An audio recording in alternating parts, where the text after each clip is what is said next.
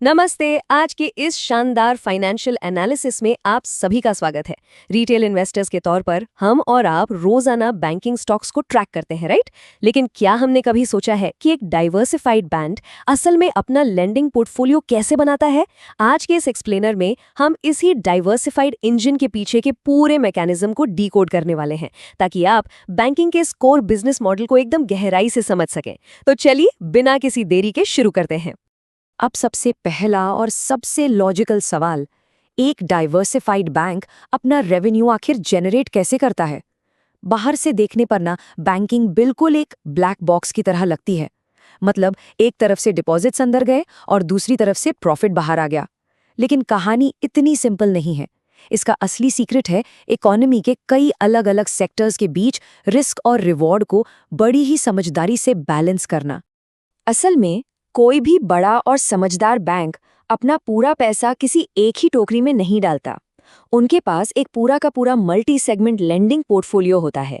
इसका मतलब है कि उनकी पहुंच देश के सबसे बड़े कॉरपोरेट से लेकर गली नुक्कड़ की छोटी छोटी दुकानों यानी माइक्रो एंटरप्राइजेस तक होती है।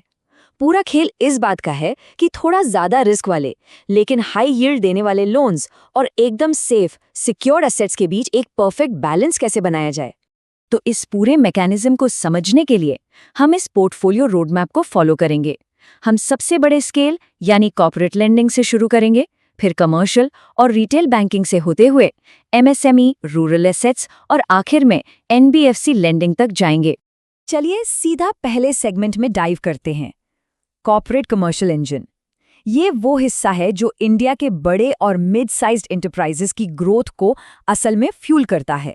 इसमें सबसे पहले आता है कॉर्पोरेट एंड इंस्टीट्यूशनल बैंकिंग, जिसे शॉर्ट में सीआईबी कहते हैं। ये वो सेगमेंट है जो सीधे जायंट्स के साथ डील करता है। मतलब वो कंपनियां जिनका टर्नओवर 1500 करोड़ रुपए से ज्यादा है। चाहे वो बड़े रिन्यूएबल एनर्जी प्रोजेक्ट्स हो या इलेक्ट्रिक मोबिलिटी, बैंक इनके लिए बिल्कुल कस्टमाइज्ड प्रोजेक्ट फाइनेंस या टर्म लोन डिजाइन करता है। अब जरा इस नंबर पे गौर कीजिए, 9.2%। मार्च 2026 के एस्टिमेट्स के हिसाब से एडवांसेस पर बैंक की ओवरऑल एग्जिट यील्ड इसी के आसपास है। इसका मतलब ये है कि इतने मैसिव और बड़े स्केल पर लेंडिंग करने के बावजूद बैंक का रिटर्न ऑन इन्वेस्टमेंट काफी ज्यादा स्ट्रॉन्ग और स्टेबल है। इसे एक रियल वर्ल्ड एग्जाम्पल से समझते हैं। मान लीजिए 500 करोड़ का एक नया सोलर पार्क प्रोजेक्ट है।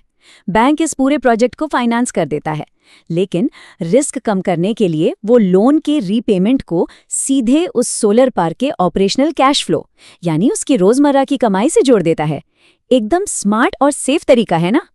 इसी इंजन का दूसरा हिस्सा है कमर्शियल बैंकिंग। ये उन मिड साइज कॉर्पोरेट्स के लिए है जिनका टर्नओवर 1500 करोड़ से कम है। यहाँ बैंक एंकर लेड इकोसिस्टम का इस्तेमाल करता है। मतलब अगर बैंक किसी बड़े मैन्युफैक्चरर को फंडिंग दे रहा है तो वो उसी मैन्युफैक्चरर के डीलर्स और डिस्ट्रीब्यूटर्स को भी फाइनेंस कर देगा। इससे एक ही सप्लाई चेन के अंदर एक बहुत मजबूत रिलेशनशिप तैयार हो जाता है। और इस पूरी कमर्शियल लेंडिंग में सबसे जरूरी चीज है डिसिप्लिन्ड प्राइसिंग। Q4 FY26 के लिए बैंक का नेट इंटरेस्ट मार्जिन यानी निम 2.7% रहा है। मोटे तौर पर समझें तो ये बैंक की लोन से होने वाली कमाई और डिपॉजिट्स पर दिए गए ब्याज के बीच का अंतर है। ये नंबर दिखाता है कि बैंक अपने प्रॉफिट मार्जिन्स को कितनी कड़ाई से प्रोटेक्ट कर रहा है। इसका भी एक प्रैक्टिकल एग्जाम्पल देखते हैं। सोचिए एक मिड साइज्ड केमिकल मैन्युफैक्चरर है। उसे अपनी फैक्ट्री बड़ी करनी है तो बैंक ने उसे टर्म लोन दे दिया, साथ ही रोज का कच्चा माल खरीदने के लिए वर्किंग कैपिटल भी दे दी। इस तरह की टेलर्ड लेंडिंग सीधे सीधे इंडस्ट्रियल एक्सपेंशन को मुमकिन बनाती है। चलिए अब स्केल को थोड़ा छोटा करते हैं और अपने दूसरे बड़े सेगमेंट की तरफ बढ़ते हैं, रिटेल बैंकिंग ऑपरेशंस। ये वो सेगमेंट है जहां बैंक सीधे इंडिविजुअल कंज्यूमर्स और छोटे बिजनेसेस से जुड़ता है। यहाँ ध्यान देने वाली सबसे बड़ी बात है इसका ब्रेकडाउन। पूरे रिटेल पोर्टफोलियो का 85% हिस्सा सिक्योर्ड लोन्स का है, जैसे कि होम लोन या ऑटो लोन, जहां कोई ना कोई कोलैटरल होता है। केवल 15% हिस्सा ही अनसिक्योर्ड है। और आज के टाइम में ये पूरा का पूरा सिस्टम डिजिटल सुपर ऐप्स और ऑटोमेटेड एल्गोरिदम्स के जरिए मैनेज किया जा रहा है। आपके और हमारे जैसे रिटेल इन्वेस्टर्स के लिए ये देखना काफी दिलचस्प है कि कंज्यूमर लेंडिंग आज कितनी फास्ट हो गई है। कोई व्यक्ति कार लोन के लिए डिजिटली अप्लाई करता है, बैकएंड का एल्गोरिदम चंद सेकंड्स में उसका क्रेडिट स्कोर और बैंक स्टेटमेंट एनालिसिस करता है और उसे तुरंत अप्रूवल मिल जाता है। यही है मॉडर्न डिजिटल बैंकिंग की असली ताकत। अब आते हैं सेगमेंट नंबर 3 पर, एमएसएमई और माइक्रो एंटरप्राइजेस।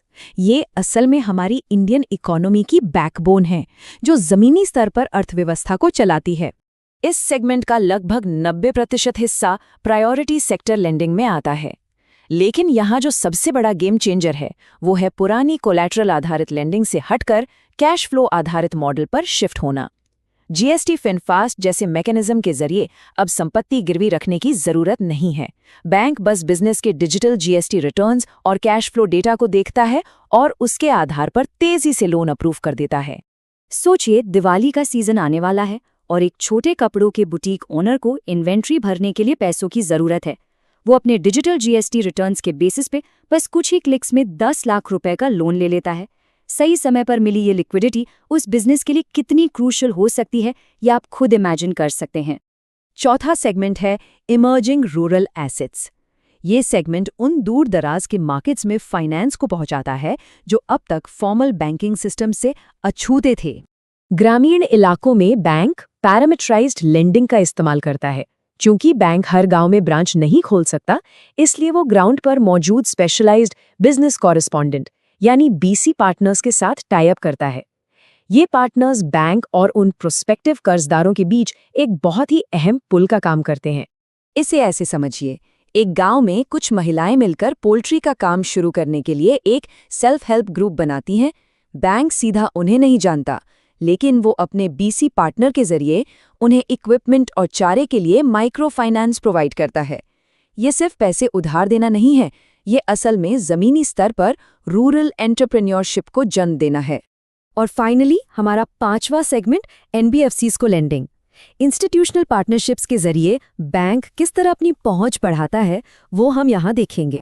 देखिए, बैंक हर जगह खुद नहीं पहुंच सकता, इसलिए वो अच्छी रेटिंग वाली नॉन बैंकिंग फाइनेंशियल कंपनीज यानी एनबीएफसीज को लेंडिंग करता है। इसके 3 मुख्य तरीके हैं। पहला, उन्हें डायरेक्ट बायलेटरल लोन्स देना। दूसरा, उनके साथ मिलकर जॉइंटली को लेंडिंग करना। और तीसरा, डायरेक्ट असाइनमेंट के जरिए उनके पहले से मौजूद लोन पोर्टफोलियो को खरीद लेना। इस मैकेनिज्म में कैपिटल का फ्लो समझना बहुत मजेदार है।